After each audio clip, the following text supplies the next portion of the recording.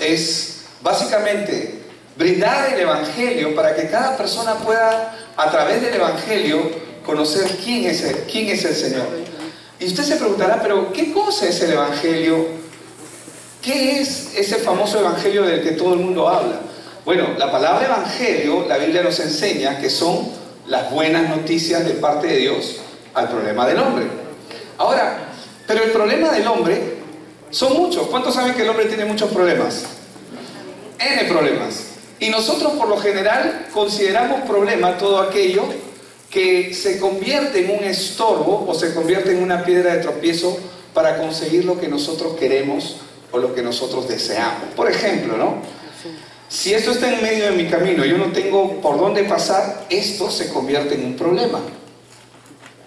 Entonces, la gente ve problemas, diferentes cosas en su vida. Por ejemplo, para algunos su jefe es un problema, el trabajo, la cantidad que ganan, sus esposas, los esposos, las relaciones. Para otros, problemas son ataduras en las que están involucrados. Y uno diría, sí, todo eso son problemas, pero ¿quiere que le diga la verdad? Eso no es el problema, ni tampoco son los verdaderos problemas. El verdadero problema del hombre no consiste en los frutos que tiene como consecuencia, sino consiste en la condición con la que viene a este mundo. Y bien lo decía Ángel mientras estaba dirigiendo hoy día a él las alabanzas. Él decía algo y lo decía de la siguiente manera, ¿no? Él estaba hablando acerca del problema del hombre. Y lo cierto es que el hombre no puede hacer absolutamente nada para resolver ese problema. Solamente es cuestión de tiempo para que el hombre comience a experimentar la miseria de lo que la vida le va a traer como consecuencia. En los casos más graves, más difíciles, nosotros vemos gente que está involucrada en drogas, que está involucrada en alcohol, o que tiene algún tipo de adicción, o tienen ya una enfermedad, porque también tener una enfermedad uno lo considera un problema, porque uno dice, uy, ahora no voy a vivir mucho tiempo, pero está viviendo, pero la enfermedad se considera un problema, pero en realidad ninguno de esos es el verdadero problema. Todo lo que nosotros vemos alrededor nuestro son la manifestación de los frutos de un problema con el que el ser humano nace. ¿Y cuál es ese problema con el que el ser humano nace? Es uno solo. Nace estando separado de Dios. Entonces, si esto fuera, y siempre pongo este ejemplo para poder entenderlo, si esto fuera un árbol, y si fuera un árbol de manzana, el árbol de manzana, ¿qué fruto me va a dar? Manzanas, ¿verdad? Pero yo no quiero que el árbol me dé manzana, yo quiero mangos. Y le digo, hablo con el árbol, mira árbol, tú me has caído tan bien, pero sabes, yo tengo solamente algo contra ti. Tus frutos no me gustan. ¿Puedes darme mangos? Por favor, a la siguiente cosecha, dame mangos. Y el árbol me va a decir, sí, claro que sí, voy a tratar de hacer todo lo que puedo. Y el árbol, ¿cómo es un mango? ¿Cómo es un mango? ¿Cómo es un... Y va a buscar a un árbol que es un mango para tratar de imitar al mango, al árbol que produce los mangos. No sé si la palabra correcta sería la manguera. La manguera es la que vende mango, ¿no? Entonces va a buscar, entonces el árbol de manzana comienza a imitar al árbol de mangos y se da cuenta que sus hojas son diferentes. Entonces trata de arreglar las hojas a la misma forma que lo está haciendo el árbol de mangos. Pero de repente, en determinado momento, cuando comienza a dar fruto, da un manzana. ¿Por qué? ¿Puede dar otra cosa? No, porque este árbol no puede hacer absolutamente nada para cambiar su naturaleza. Si este árbol mañana decide doy papayas y pasado mañana dice, es polifacético, dice mañana doy papayas y otro día voy a dar mangos y otro día voy a dar peras. Si él pudiera hacerlo, si estuviera en su capacidad de hacerlo, Sería genial, ¿verdad? ¿Cuántos quisieran una planta así? Yo quisiera una que me den por estaciones. Mangos un mes, después manzanas otro mes, después que se convierta en peras otro mes. Pero no puede,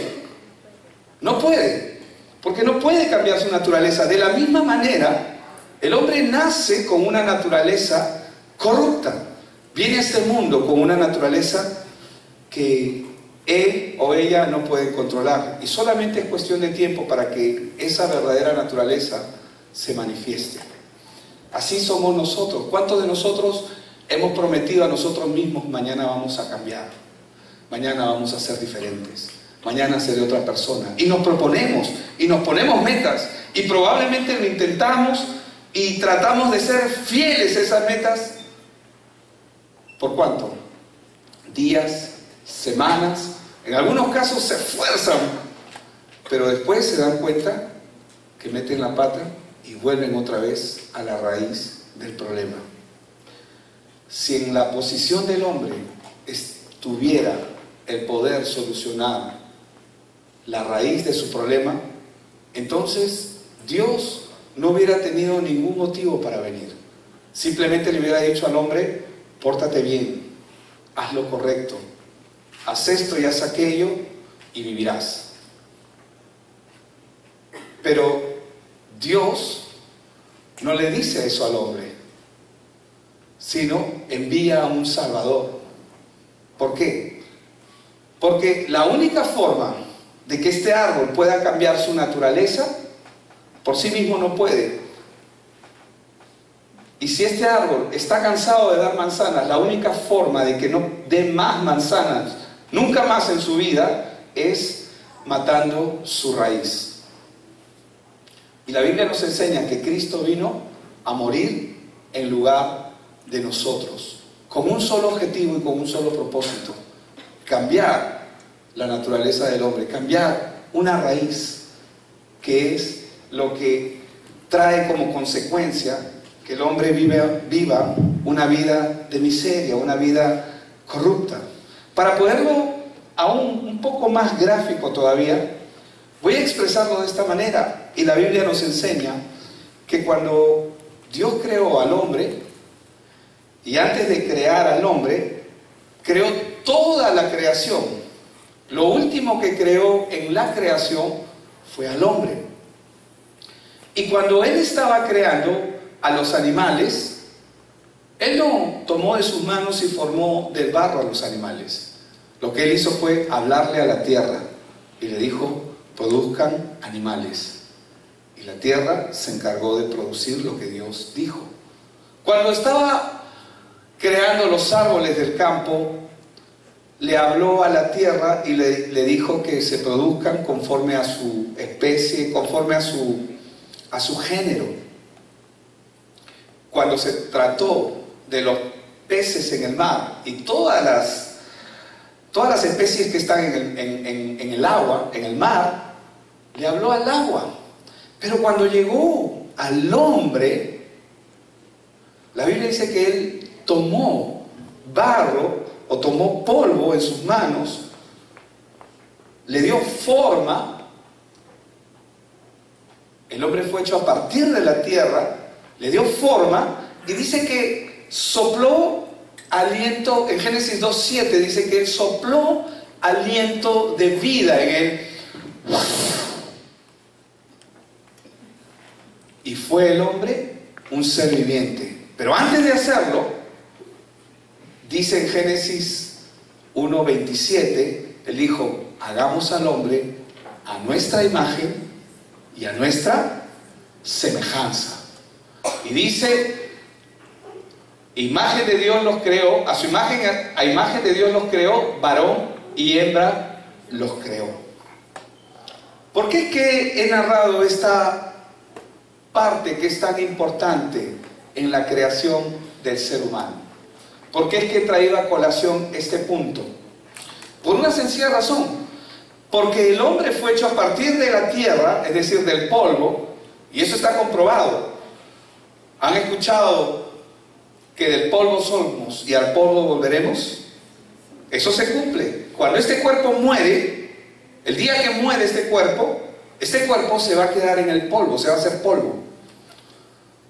Ustedes revisan que los historiadores van a las tumbas, ya sea aquí en Perú, ya sea en el Medio Oriente, por ejemplo, en Egipto, ¿no? En las pirámides, cuando encuentran los cadáveres, pero encuentran huesos y casi todo ya se está convirtiendo en polvo, porque del polvo fuimos tomados. Ahora, ¿qué es lo que está pasando aquí? Dios creó al hombre a partir de su imagen y su semejanza, lo cual implica que el hombre se movía, tiene dos fuentes de alimentación. Los animales del campo, ¿de dónde toman su alimento? Del campo. Los peces en el mar, ¿de dónde toman su alimento? Del mar. Pero el hombre fue creado a partir de la tierra, ¿de dónde toma su alimento? De la tierra también. Pero Jesús, cuando vino el Señor Jesucristo, Él dijo algo muy importante: no solo de pan vivirá el hombre, sino de toda palabra que sale de la boca de Dios. ¿Qué significa eso? Significa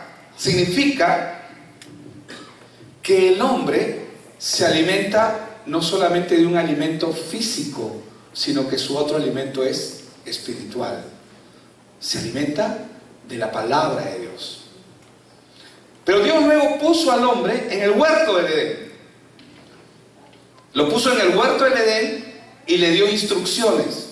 Y le dijo: no comas del árbol de la ciencia del bien y del mal, porque el día que de él comieres, ciertamente morirás. Ahora, el hombre escuchó el mandato de Dios y era feliz, porque nunca tuvo ningún inconveniente en cuanto a lo que Dios le había dicho. Si Él lo dijo, Él sabe por qué lo dijo. Entonces no necesito hacer aquello que Dios me ha dicho que no haga. Pero en Génesis 3, la Biblia nos habla de que Satanás usó a una serpiente y le dijo: con que Dios ha dicho que no comas. Y le dice: ¿sabe Dios que el día que comas de ese árbol no moriréis, sino seréis como Dios? Entonces, en ese momento, cuando cuando Eva escuchó lo que Satanás a través de la serpiente le estaba diciendo, tenía ahora la verdad de Dios y tenía lo que la serpiente le estaba diciendo. La Biblia dice que Satanás es mentiroso y es padre de mentira. ¿A quién le creo? Bueno, nosotros ya sabemos que tenemos que creerle a Dios. Ellos también sabían que tenían que creerle a Dios. ¿Pero qué ocurrió? Dice que, en el caso de Eva, dice que fue agradable lo que escuchó de parte de la serpiente. Seréis como Dios. Serán abiertos mis ojos y seré como Dios. Y en el caso de ella, en el momento que ella decide tomar la palabra de Satanás en su vida, en ese momento se desprendió de la palabra de Dios. Y el hombre en aquel momento murió espiritualmente. ¿Qué significa la palabra muerte? Nosotros relacionamos la muerte con la partida de un ser querido, con la partida de una persona. Cuando alguien en lo natural muere, ¿esa persona la vamos a volver a ver? No. Nunca más. Ha partido de este mundo. Y Dios le dijo al hombre que el día que coma del fruto del cual le dijo que no debía de comer, si comía, iba a morir. ¿Qué fue lo que ocurrió? El hombre salió del mundo espiritual. Nunca más tuvo comunicación con el mundo espiritual. Y quedó bajo las manos de lo que la Biblia nos enseña y nos nos habla de este ser maligno que se llama Diablo y Satanás, que se convirtió a partir de ese momento en el padre espiritual del hombre por todas las generaciones. Voy a ponerlo de un ejemplo sencillo. Digamos, esos fluorescentes que están ahí dan luz, pero dan luz porque están conectados a una fuente de poder. ¿Qué pasaría si yo agarro y, al igual que este cable, corto esa fuente de poder? ¿Qué va a ocurrir con la luz? Apagón inmediato, ¿verdad? No más luz. ¿Qué puede hacer el foco para recuperar esa fuente de luz? Por sí mismo no puede hacer nada. Necesita que alguien más lo vuelva a conectar. Necesita de un tercero. Porque si el fluorescente pudiera conectarse a sí mismo, qué felices seríamos todos, ¿no? Viviríamos con luz todo el tiempo, porque ellos solitos solucionan sus cosas. Pero sabemos que no es así. Sabemos que cuando se corta una fuente de luz es porque algo está mal.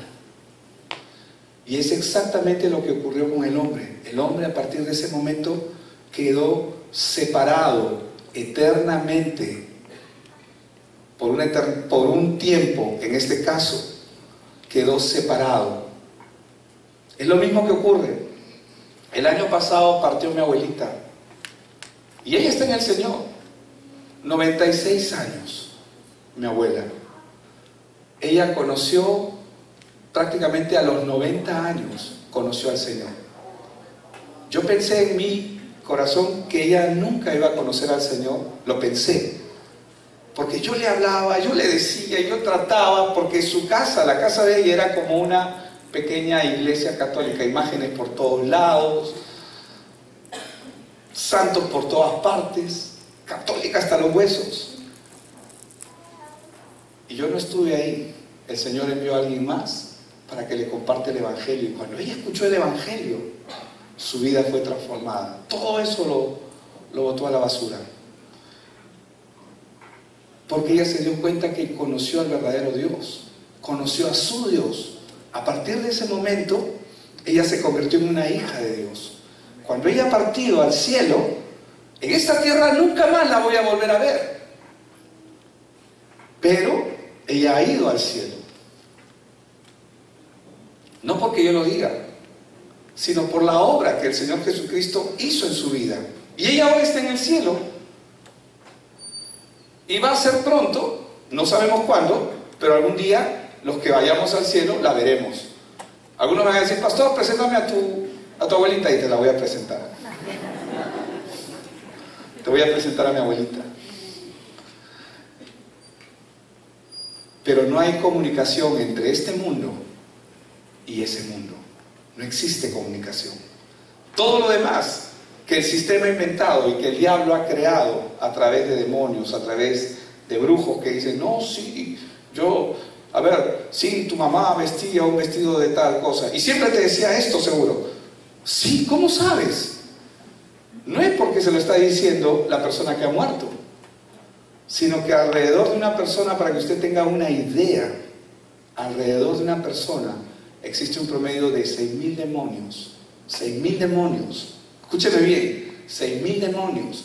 De acuerdo a la Biblia, con el endemoniado gadareno, alrededor de una persona pueden haber hasta 6.000 demonios que están manipulando a esa persona. Y cuando esa persona, que la han acompañado durante toda su vida, desde que nacieron, pero que vinieron desde sus padres, pero que estaban en los abuelos, pero que estaban en los bisabuelos, de tal manera que cuando esa persona tiene hijos, los demonios se van repartiendo. Ya tú sigues acá, tú sigues allá. Y obviamente saben todo acerca del hombre. ¿Por qué lo saben? Porque han convivido con el hombre. Pero el enemigo es tan astuto que él no quiere que nosotros sepamos acerca de ello.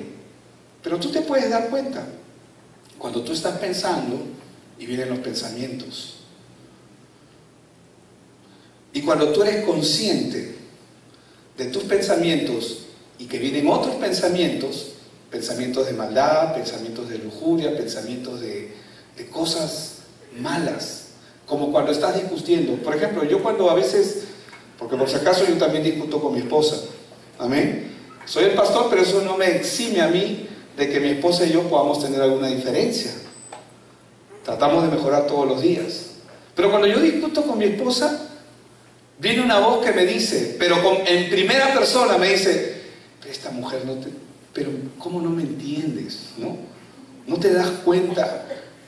Y me hace sentir como si yo fuera la víctima. Pero si tú escuchas bien esa voz, es una voz que me habla en primera persona como si fuera yo el que estaba pensándolo. Un ratito digo yo, esto no es mío. Esto no viene de mí. Yo lo puedo ver porque estamos en Cristo. Y cada uno, si usted se pone a pensar las cosas más fuertes, más feas que le pueden pasar en un momento crítico, acá adelante hay sitio por si acaso, en un momento crítico, justamente es porque voces comienzan a trabajar alrededor de la persona. Yo no quería matarla, solamente quería asustarla. Yo no quería hacer esto, yo solamente quería hacer esto otro. Y a veces uno no se da cuenta por qué uno tiene tanta ira. Esto no empezó de la noche a la mañana. Esto empezó desde Génesis. Imagínate, el primer matrimonio, el primer hogar que Dios creó fue el de Adán y Eva. Tenía que ser un hogar maravilloso porque Dios los hizo a su imagen y semejanza. Y todo fue así hasta que se separaron de Dios. Y al separarse de Dios, ¿quién tomó el lugar de sus vidas? La Biblia dice que Satanás indirectamente dirige la vida de la gente que nace en este mundo. No sé si usted se ha dado cuenta, pero a los niños hay que enseñarle a portarse bien, no a que se porten mal. Se portan mal por naturaleza. Así es. Hay que enseñarle a hacer lo bueno, no lo malo. Porque el querer está, pero el poder hacer lo bueno no. Y siempre estamos de manera continua. Yo recuerdo el primer día en mi vida que yo cometí robo. Tenía 6 años, no, tenía más, 7 años. Mi papá me mandó a comprar pan y me quedé con el vuelto del pan. Ay, pero si te quedaste con el vuelto, ay, pero eso es a cualquiera le pasa. No, el día que yo lo hice yo sabía que estaba robando. Y a partir de ese momento yo me hice merecedor del infierno, bíblicamente hablando. Comencé a cometer pecado. Y desde ese día hasta ahora no sé cuántos, son incontables los pecados que he cometido. Decir que más de 1000, más de 10.000, creo que quedaría corto. Y creo que usted y yo estamos de acuerdo en eso, porque todos los que estamos acá cometemos pecado, ¿o no es así? ¿Quién no ha mentido? ¿Quién no ha robado? ¿Quién no ha levantado falso testimonio? Que levante la mano aquel que diga que no lo ha hecho. Todos lo hemos hecho. El problema es que estando ellos, Adán y Eva, separados de Dios, ¿qué creen que fue lo que ocurrió primero? Dice que fueron a llevar ofrenda delante de Dios los hijos de Adán y Eva, que fueron Caín y Abel. ¿Y qué pasó con Abel? Abel le trajo a Dios lo que él había dicho que debían de traerle. Dios estableció que el hombre debía llevarle como sacrificio un cordero, figura de su hijo Jesucristo. Pero Caín, el otro hermano, dijo, no, ¿cómo yo le voy a llevar pero yo quiero llevarle al Señor algo más, yo quiero llevarle algo mío, algo que a mí me haya costado. Pero el Señor estableció que debían llevarle un cordero. Es como, por ejemplo, ¿no? Tu mamá agarra, a todos nos han mandado a comprar en algún momento, ¿no? En las tiendas. Te ha dicho, anda, tráeme tucos y varita. Y tú vas a la tienda y le dices, uy, qué rica está esa galleta. Ya, deme esa galleta, Señor. Y llegas a tu casa, toma mamá, acá está lo que me has pedido. Oye, yo no te pedí galleta. Seguro que eso es lo que tú quieres, pero yo no te pedí galleta. ¿Qué te pedí? Tucos y varita. ¿Y qué va a hacer tu mamá? Ay, mamá, tú eres una odiosa. Encima que te traigo esto porque te va a gustar, está rico además. A mí me gusta, a ti también te va a gustar. Y así somos. Pero no nos damos cuenta de nuestra naturaleza. Entonces Caín dijo, no, yo le voy a llevar al Señor lo mejor de mis cosechas. Y miró Dios con agrado la ofrenda de Abel y a su ofrenda, pero no miró con agrado la ofrenda de Caín. No la miró con agrado. Miró a Caín y la Biblia dice que el rostro de Caín se desnudó, como la chiripiorca, ¿se acuerdan? Del Chavo, ¿no? Y Caín estaba enojado con Dios. ¿Saben por qué estaba enojado? Porque lo primero que vino a su mente fueron estas voces de demonios trabajando. Mira, Dios no te ama. Mira, Dios no te quiere. ¿Cómo no ha recibido tu ofrenda que con tanto sacrificio la has traído para Él? Y Él te ha mirado con desprecio. Es que Dios no te quiere. Claro, Él tiene preferencias. Él prefiere a Caín. Y Él prefiere a Abel. Entonces el Señor lo mira a Caín y le dice, si bien hicieres, no serás enaltecido. Le hace la pregunta, primero le hace la pregunta, ¿por qué se ha decaído tu rostro? ¿Por qué se ha demudado tu rostro? ¿Por qué ha decaído tu semblante? Porque Caín estaba triste. ¿Pero por qué Caín estaba triste? ¿Saben por qué? Porque miles de voces a su alrededor le estaban diciendo, Dios no te ama, Dios no te quiere, Dios tiene preferencias, mira lo que ha hecho. ¿Saben por qué? Porque el hombre ya no estaba con Dios, sino Satanás está manejando sus pensamientos. El hombre es como un títere, manipulable. Por eso es que el Evangelio es una gracia que el Señor nos ha dado. Y Dios le dijo, si bien hicieres, le dijo a Caín, no serás enaltecido, le dice. Y le dice, el pecado está a la puerta. Con todo esto, a pesar de que todo esto ha ocurrido, tú puedes enseñorearte de Él, o Él se enseñoreará de ti. ¿Cómo es posible que la primera pareja y los primeros hijos de esta pareja que Dios creó cometieron asesinato? Se cometió asesinato. ¿Y saben por qué? Porque Caín estaba enojado. Porque Caín estaba molesto. ¿Pero por qué estaba molesto Caín? Número uno, porque no conocía la voluntad de Dios. Entonces, cuando uno no conoce la voluntad de Dios, le trae a Dios lo que Él cree, lo que uno cree, lo que a uno le parece. No conocía la voluntad de Dios. Y número dos, porque miles de voces estaban alrededor de Él, hablándole, diciéndole, haciéndolo sentir.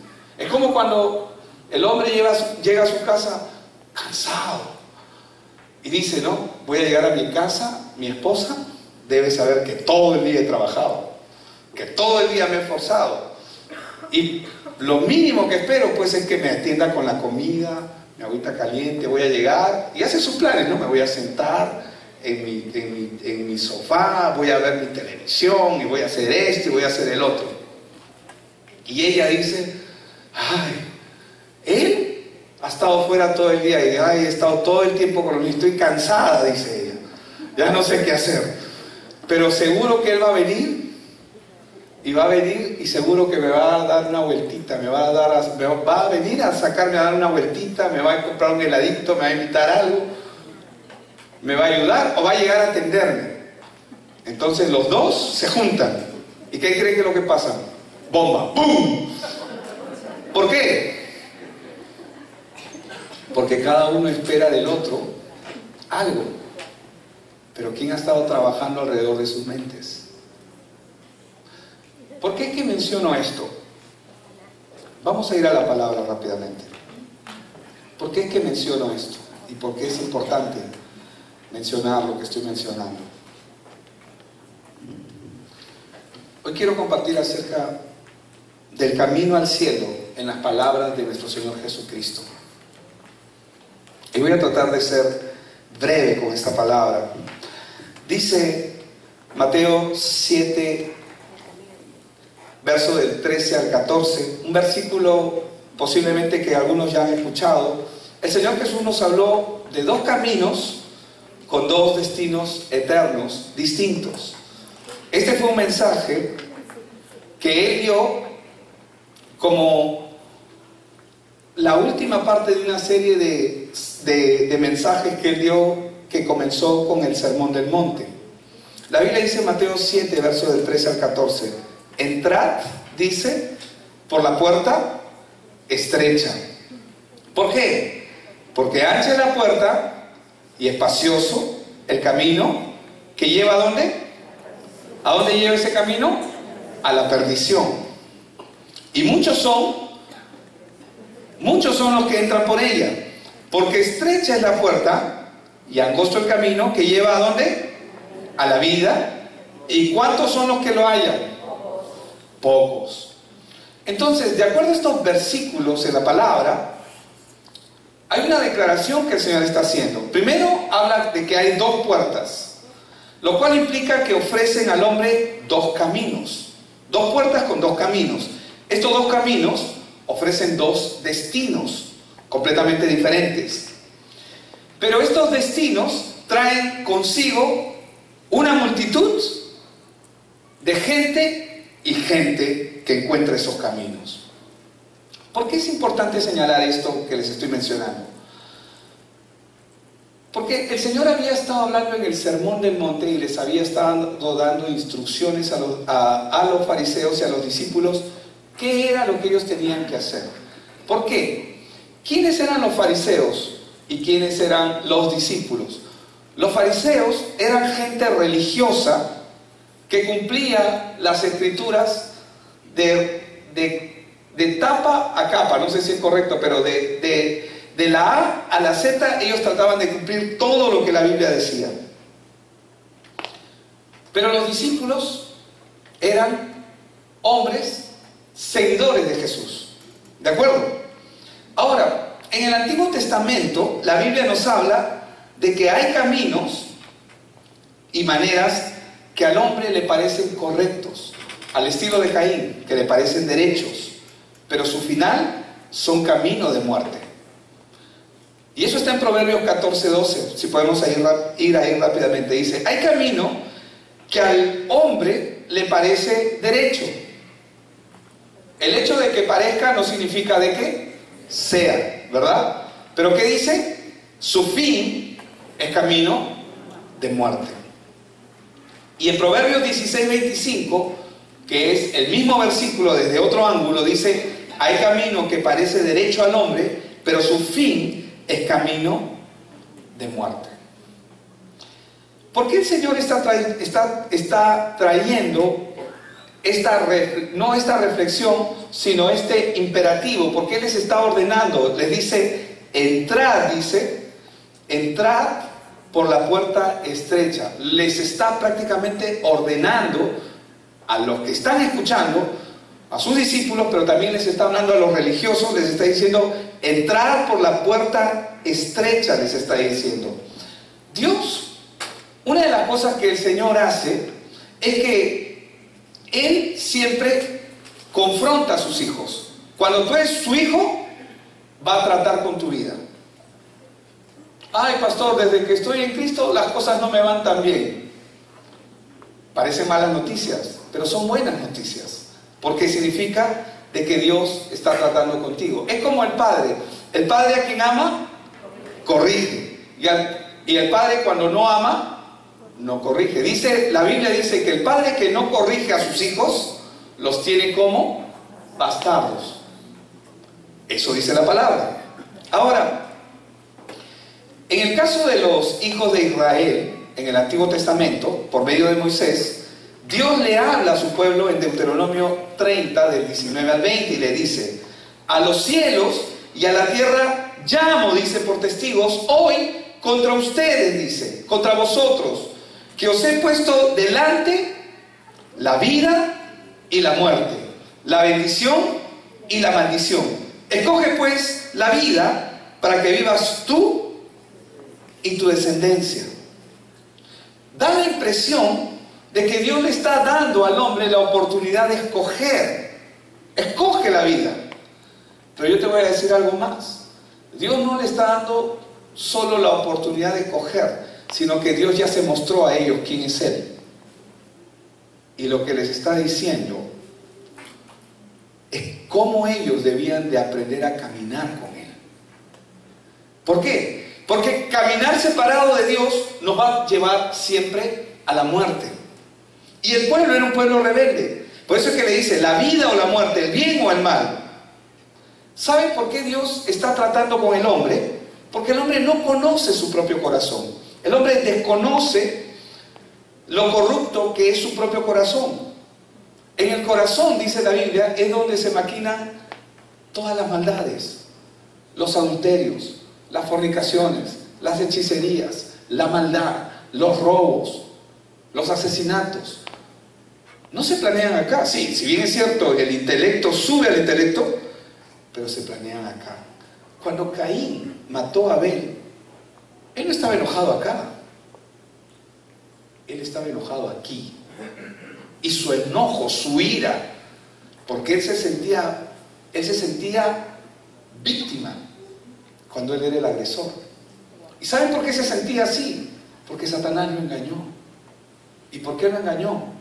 Lo engañó porque él desconocía la palabra de Dios. Cuando una persona no conoce las Escrituras, cuando una persona no conoce la palabra de Dios, es fácilmente engañable. Es por esa razón que de manera continua nosotros siempre estamos insistiendo que usted tiene que estar en un discipulado. Necesitamos discipulado, necesitamos aprender las Escrituras.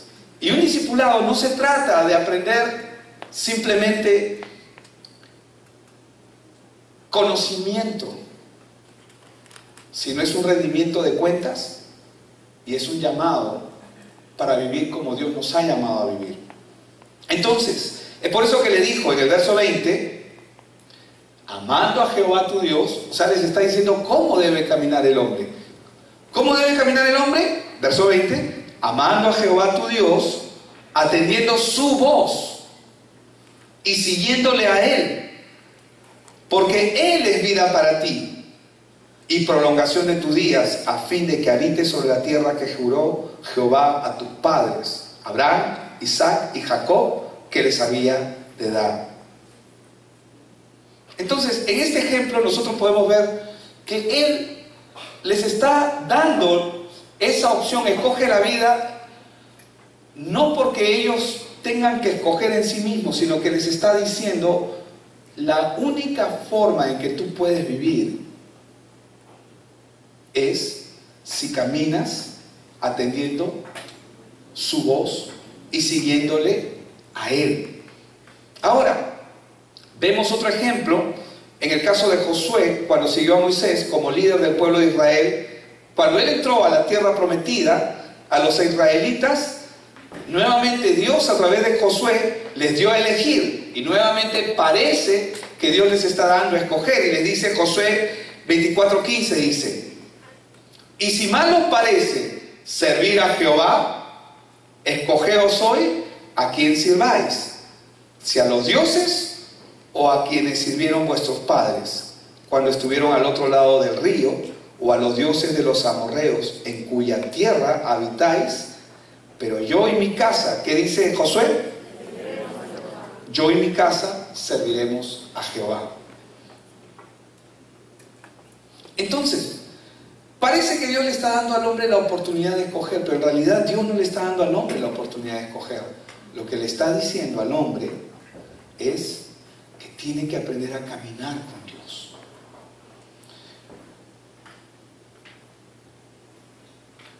En Juan 6, por ejemplo, leemos que mucha gente seguía al Señor Jesús.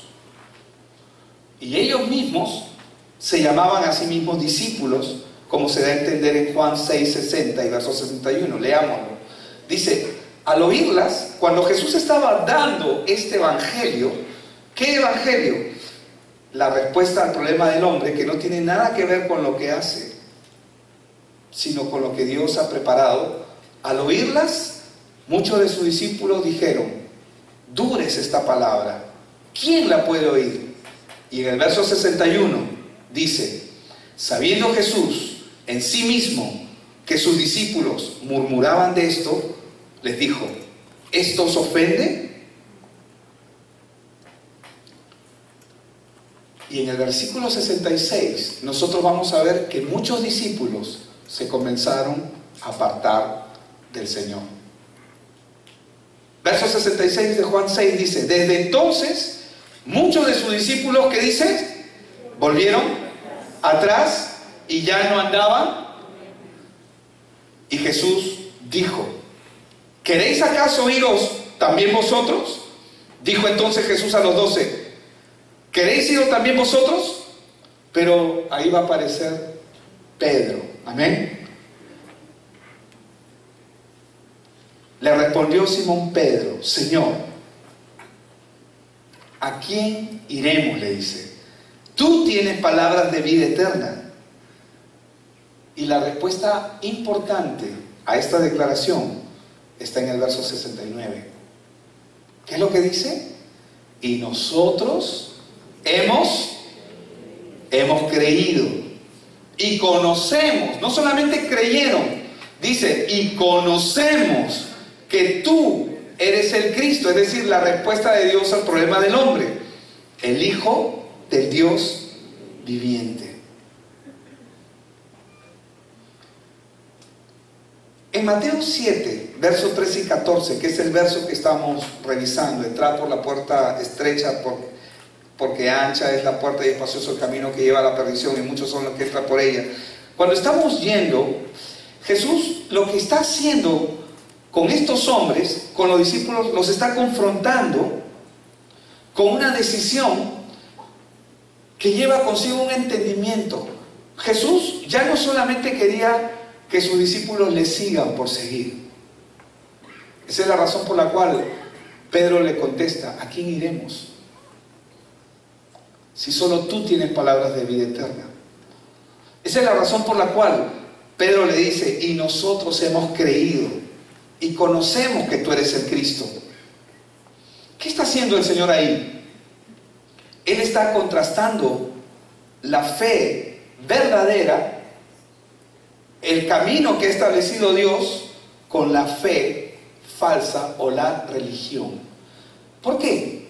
Porque Él está hablando a fariseos que son cumplidores, entre comillas, de la ley. Pero ¿cuántos de nosotros sabemos que el hombre no puede cumplir la ley?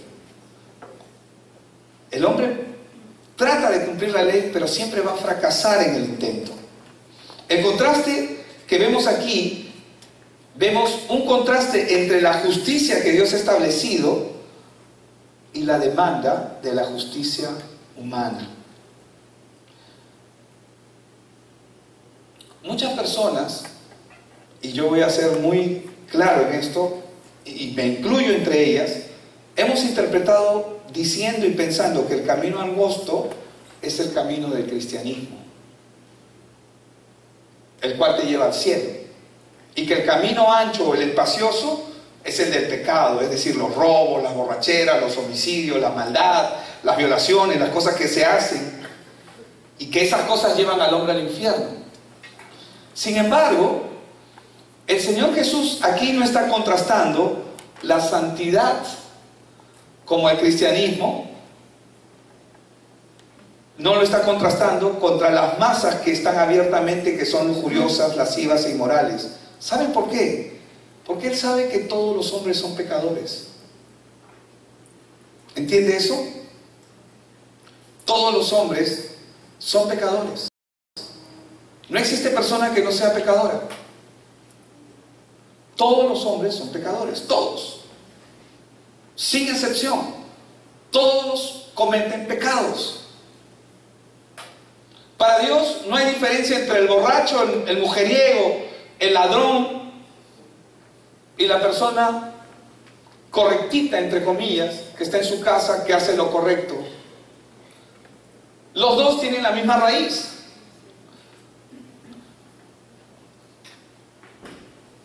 Es como en el frutero la manzana que está podrida y la manzana que está limpia. Uno dice: voy a separar la manzana podrida de la manzana que está limpia. Pero las dos tienen la misma raíz, el mismo origen. Y la manzana podrida ciertamente está más corrupta, por eso es que está podrida. Pero la otra manzana va a terminar igual si nadie se la come. ¿Me dejo entender? Entonces Dios, para Él no hay diferencia entre robar 10 céntimos o robar $1.000.000. Para Él no hay diferencia entre alguien que mintió y alguien que violó. Ay, pastor, eso que está diciendo está bien fuerte. Humanamente nosotros hemos hecho una escala valorativa y tendemos a normatizar el pecado. Sí, no, y a normatizar, es decir, a crearle normas, ¿no? Por ejemplo, para que un ladrón vaya a la cárcel necesita robar mínimo ¿cuánto? 1.000 y tantos, ¿no? No sé cuál es la cantidad mínima ahorita, pero para que sea procesado, menos de esa cantidad puede seguir paseándose y puede seguir siendo ladrón. ¿Me dejo entender? Entonces, cuando Dios está contrastando, Él no está haciendo un paralelo. Él no está diciendo que el que entra por la puerta estrecha es una persona moral, ética, y el que entra por la puerta ancha no está diciendo que es una persona corrupta.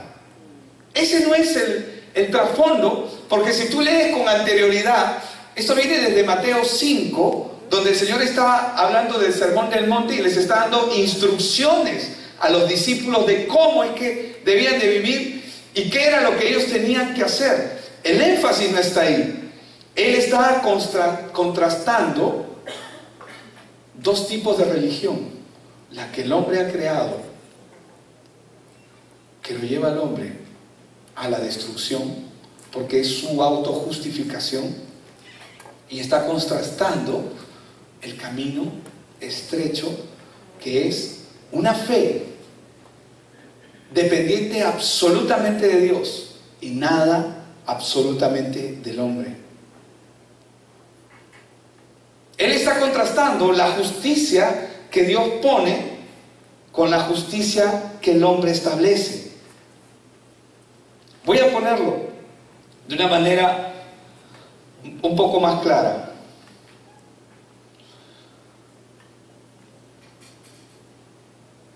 Cuando Él está hablando con sus discípulos y Él les está hablando a los fariseos y está haciendo un contraste. ¿Cuál es el objetivo de los fariseos? ¿Cómo se veían ellos? Vamos a ver cómo se veían los fariseos. En primer lugar, vamos a Lucas 18, verso 9. Vamos a ver cómo se veían los fariseos. Lucas 18, 9, solamente ese verso. A unos dice que confiaban, ¿en quién confiaban? En Dios para su liberación, para su salvación. ¿Dice eso?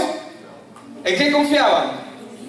Dice, a unos que confiaban en Dios para ser justos. No, dice, a unos que confiaban en sí mismos como justos y menospreciaban a los otros. Les dijo esta parábola. Ahora, la mayoría de la humanidad está creyendo que el hombre puede hacer algo para alcanzar su salvación. Pero hermanos, la Biblia reiteradamente nos dice y nos enseña que el hombre no puede hacer absolutamente nada para alcanzar esa salvación. Por eso es que Jesús dijo que habían dos caminos con dos destinos eternos. Uno es el angosto, un camino que está dirigido por la justicia divina, y el otro es un camino espacioso donde está involucrada la justicia humana. ¿Qué dice Romanos 3:20? Para verlo con más claridad. En Romanos 3:20 dice, ya que por las obras de la ley, ¿qué son las obras de la ley? El cumplimiento de la ley. Portarte bien, haz lo correcto, no te metas con nadie, vive tranquilo. ¿Cuánta gente ve así que conocemos? Un montón. Y ¿saben? Ellos piensan que son justos. Ellos piensan para sí mismos que son correctos. ¿Pero qué dice? Ya que por las obras de la ley, ningún ser humano, de un 100%, ¿cuánto es? Ninguno. Absolutamente nada. Dice, ningún ser humano será justificado delante de él. O sea que la gente que cumple y hace las cosas, entre comillas, correctamente, ¿no van a ser justificados por lo que hacen? No. ¿Por qué? Porque por medio de la ley, ¿qué es? El conocimiento del pecado. ¿La ley para qué me sirve? Para evidenciarme. Cuando la ley dice, no mentirás, cuando yo miento, ¿qué genera eso en mí? Me evidencia que soy un mentiroso cuando miento. Soy un pecador. Cuando la ley me dice, no robarás, y lo hago, ¿qué dice? ¿Qué hace la ley? Evidencia que soy un ladrón. Cuando la ley humana dice, no fumar, ¿quiénes salen corriendo? Los fumadores, porque no se sienten cómodos, ¿verdad? ¿Qué hace la ley? Evidencia solamente lo que somos. ¿Y por qué esto es importante? Porque estos hombres, Lucas 18:9 nuevamente, y vamos a leer hasta el 14, confiaban, dice, en sí mismos como justos. ¿Y por qué es que yo estoy compartiendo este mensaje hoy día? Por una sencilla razón. Y quiero que vayamos viéndolo juntos. Porque, hermanos, en ninguna forma yo puedo confiar en mí mismo, y tú tampoco puedes confiar en ti mismo. Tenemos que ser no solo dependientes, sino absolutamente dependientes de la voluntad de Dios y de su palabra. Porque en el momento, y lo decía mi esposa cuando estábamos orando, si yo no he tenido comunión con la palabra, si yo no he tenido intimidad con Dios a través de su palabra, ¿qué creen que voy a orar? Voy a orar conforme a mis pensamientos, que ahora, de hecho, que van a mezclarse con el sistema. ¿Por qué? Porque mis sentimientos, ¿qué me dicen? Necesito plata. Bueno, eso no me dicen mis sentimientos, eso me dice la billetera, ¿no? O me dice mi esposa, ¿no? A las esposas, ¿no? Necesitamos plata, o necesitamos esto, necesitamos el otro. Hay que orar por eso. Y suena bonito, ¿no? Hay que orar por eso, pero Dios no dice que ores por eso. ¿Qué dice Dios? Busca el reino de Dios y su justicia, y todas estas cosas vendrán como añadidura. ¿Qué más dice la palabra? Que antes que tú pidas algo, Él ya sabe lo que necesitas. Entonces dice, a unos que confiaban en sí mismos como justos y menospreciaban a los otros, dijo esta parábola. Dos hombres subieron al templo a orar. Uno era fariseo y el otro publicano. Pregunto, ¿podemos volvernos fariseos nosotros? Por supuesto, es muy peligroso. Verso 11. El fariseo puesto en pie oraba. ¿Con quién oraba? ¿Con Dios? ¿Le hablaba a Dios? ¿Con quién oraba? Cuando el hombre está lleno de sí mismo, ¿necesita a Dios? No lo necesita. Porque él cree que ya lo alcanzó todo. El fariseo puesto en pie oraba, dice, consigo mismo. Y el Señor está hablando aquí de esta manera: Dios, te doy gracias porque no soy como este miserable que está a mi costado. No soy como los otros hombres, ¿no? Ladrones, injustos, adúlteros, ni aún como este publicano. Y él estaba al costado del publicano. Y acá justifica por qué él cree lo que cree. Ayuno 2 veces por semana. Doy diezmos de todo lo que gano. ¿Eso lo justifica? Pero para él sí. Para él sí. Porque él cree que él es justo delante de Dios. Ha vivido engañado toda su vida. Como mucha gente hoy en día vive engañada porque piensa que son justos, porque no hacen daño a nadie, porque no se meten con nadie, porque son correctitos, porque hacen lo correcto, porque aman a sus familias. Pero la Biblia no habla del comportamiento. El problema del comportamiento es una consecuencia. El problema del hombre no radica en ello, radica en la raíz de su problema, que nace separado de Dios. Mas el publicano, dice, estaba lejos, no quería ni aún alzar los ojos al cielo, sino que se golpeaba el pecho, ¿no?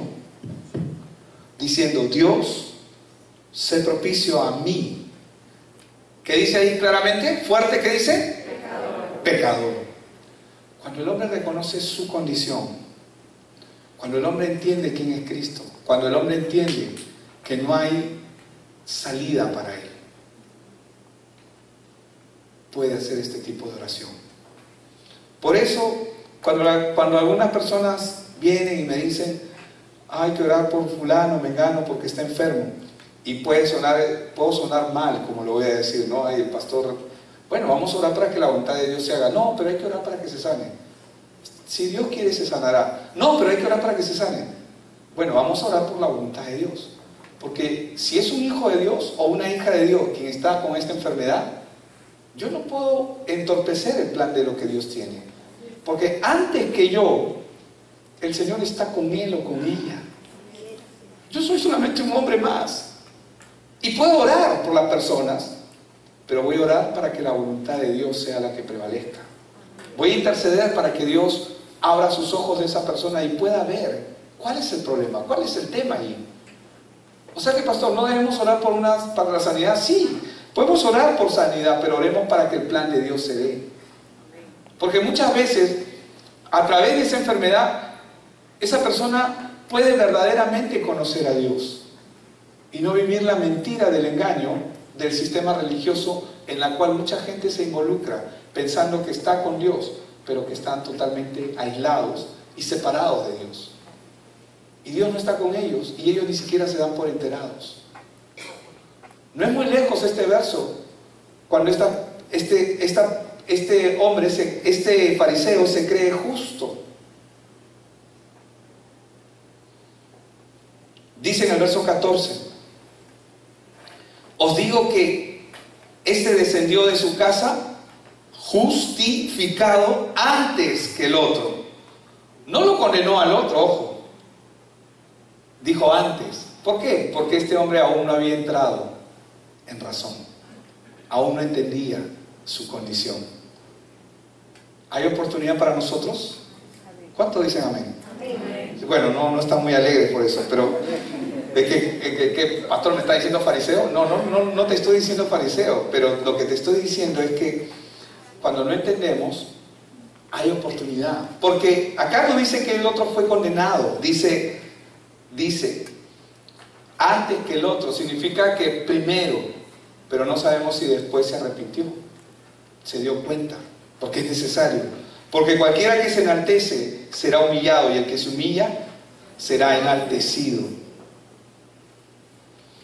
Jesús quiere que el hombre se dé cuenta de que en su carne él es absolutamente incapaz de agradar a Dios. Yo no puedo agradar a Dios por lo que hago, pero pastor, o sea, ¿no debo hacer cosas buenas? Sí, pero todo es a través de Cristo. Él quiere que el hombre venga a Él con un espíritu quebrado, manso, aún con olor a muerte. ¿Cómo, pastor?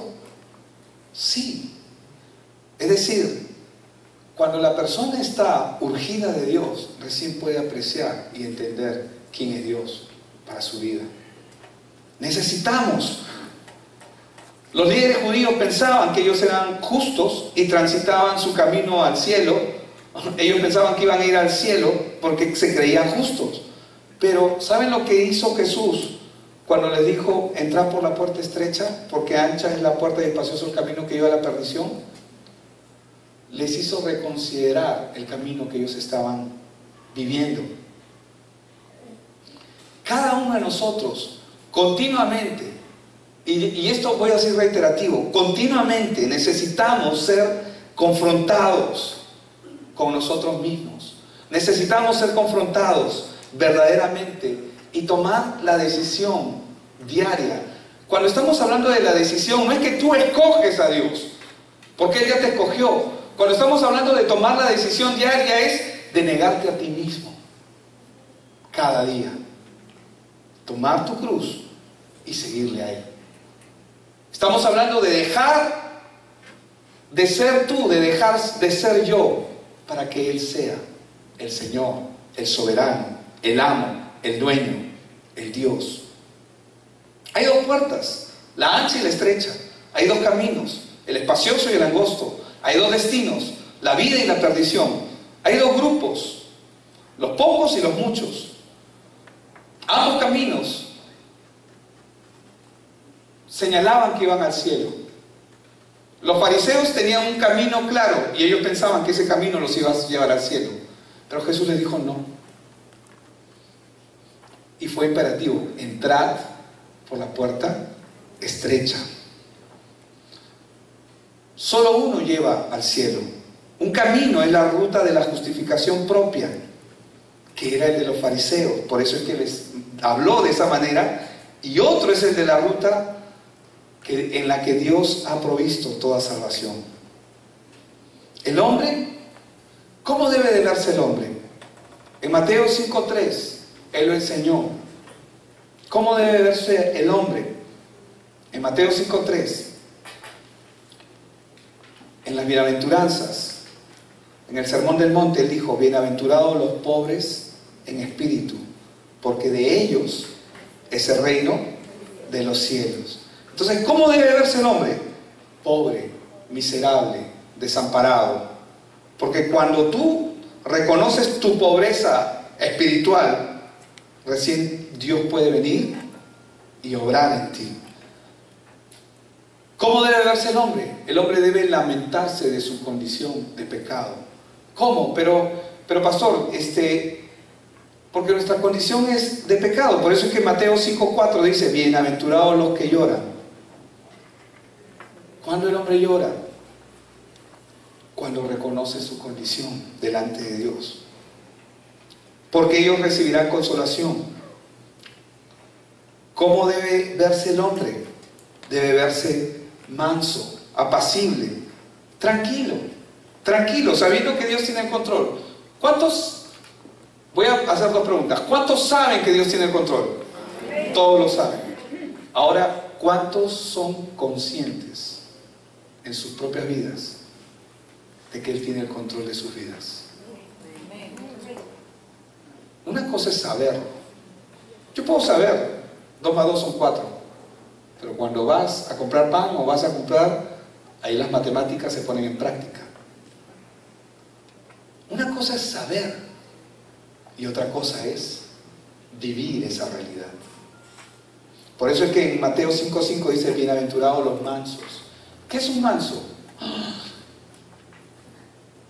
El desesperado tiene que ser manso. El que está acostumbrado a reaccionar, a ya, quiere respuestas inmediatas, quiere hacer ya. Manso, tranquilo. ¿Quién te persigue? ¿Quién te apura? Tú, yo, ya. Queremos nosotros. Pero no, tranquilo. Por eso es que dice: bienaventurados los mansos, porque ellos recibirán la tierra por heredad. No es como tú quieres, es como Él lo ha dispuesto. El que está consciente de esto va a esperar en el Señor. ¿De dónde vendrá mi socorro? De Jehová, quien hizo los cielos y la tierra. ¿De dónde más va a venir? Porque de otro lado, ¿qué va a venir? Estafa. Por otro lado va a venir estafa, solamente estafa. ¿Cómo debe estar el hombre que quiere entrar por la puerta estrecha? Hambriento y sediento de justicia. Pero no de esa justicia que dice: ay, señora justicia, este desgraciado, esta desgraciada, ¿no? Y comenzamos porque me gritó, me estafó, me hizo aquello, me hizo el otro, y queremos: señora justicia. No, esa no es la justicia que Dios quiere para nosotros. Porque Él está siendo, así como fue paciente contigo y conmigo, está siendo paciente para con esa persona. ¿Quién eres tú para condenarlo? Y nosotros queremos, Señor, haz justicia, ¿no? Sácalo, te ayudo, te lo llevo, lo empujo. Cuando pasa el tren, cuando pasa... No. ¿Cuál es la justicia que Él quiere dar? La justicia de la justificación, que no tiene nada que ver con obras de hombre. Todo es con referente a Dios. Amén. Por eso dice, bienaventurados los que tienen hambre y sed de justicia, porque ellos serán saciados. No de esa justicia fraudulenta que el sistema nos ha engañado, ¿no? Porque todos esperamos. Yo soy uno de los primeros que siempre he clamado justicia, Señor, justicia. Señor, este gobierno, justicia, Señor. Señor, esto que está pasando, justicia, Señor. Y el Señor me dice, mi justicia ya está dada. Él no está apurado. Él está haciendo su obra. ¿Y cuál es su obra? Cada persona que viene al arrepentimiento es su obra. Cada persona que reconoce su condición de miseria y que su vida es una vida miserable porque está separado de Dios, esa es su obra, esa es su justicia, eso es lo que Dios quiere.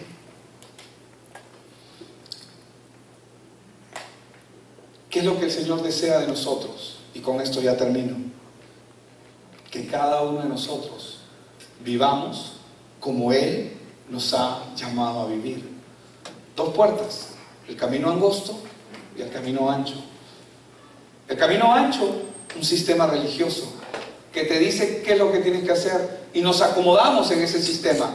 ¿Cómo nos acomodamos? Agarramos y nos sentimos cómodos, decimos, bueno, yo ya sé, yo ya sé, yo ya sé. Y el angosto dice, tú no sabes nada. Tú todavía estás en pañales. Necesitas aprender a depender verdaderamente de mí y no de ti.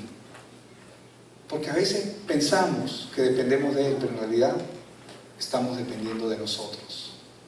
Y esa es la razón por la cual muchas veces el Señor nos ha quitado todo. Así como llevó al pueblo de Israel al desierto, para que no haya tiendas, para que no haya nada, sino puedan mirarlo solamente a Él. A veces el Señor nos va a poner en un extremo y nos va a quitar todo aquello que nos puede distraer de Él. Amén. Vamos a orar.